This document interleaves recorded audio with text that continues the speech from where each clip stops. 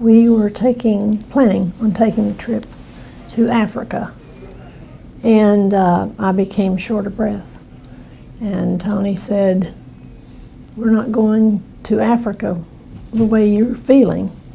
So we went to the GP, and he ran an echocardiogram, and they found that I had fluid in my lung, pleural, and I went directly to the hospital. And there they determined that I had mesothelioma.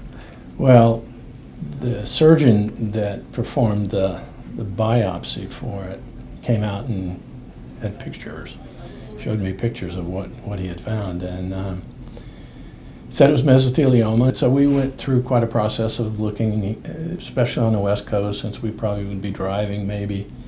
So I called Dr. Sugarbaker and I said, "I'd like to tell you our story."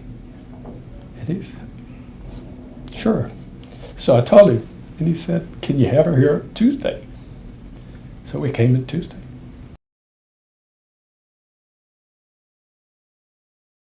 Well, it's difficult. It's a very difficult surgery. I think you just have to keep plugging. You know, it's because it's tough. She's had 3 major surgeries since then and 2 smaller ones, plus 6 chemotherapy sessions. And I lost about 35 pounds. And I'm holding my weight. I just can't seem to gain any, and I have a very good appetite, so it is what it is. But I have a good caretaker over here. He works hard at it.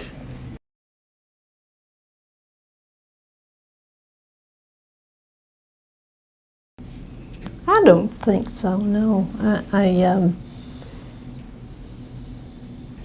Not really. I think you just have to be as positive as you can be and try to. When they tell you you need to walk and you don't want to put one foot in front of the other, you will do it if you really honestly want to get through it.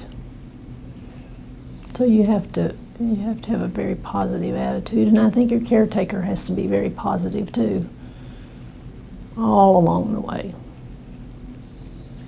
We've tried hard to stay as normal as you can be. You know, when somebody says you're staring down the barrel of months or whatever, try to stay positive, try to stay in a rhythm, try to stay as normal as you can. Fortunately, I'm retired and can do that and be the caretaker, and we can still try to do the things that we would normally do. So if you can do that, that's I think, very helpful.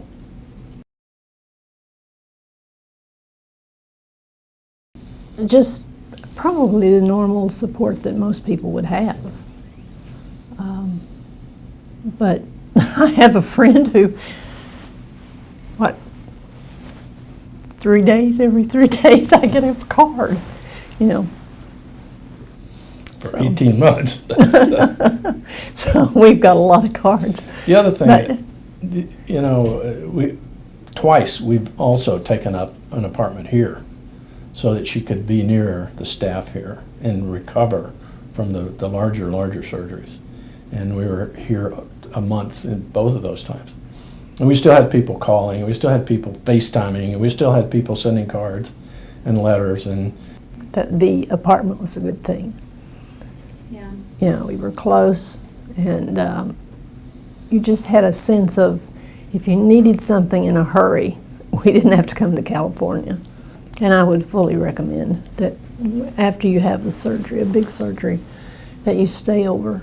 And Dr. Sugarbaker would say that he would prefer that you stayed, and so we took him at what he felt was the best for us to do. And I think it was the correct thing to do.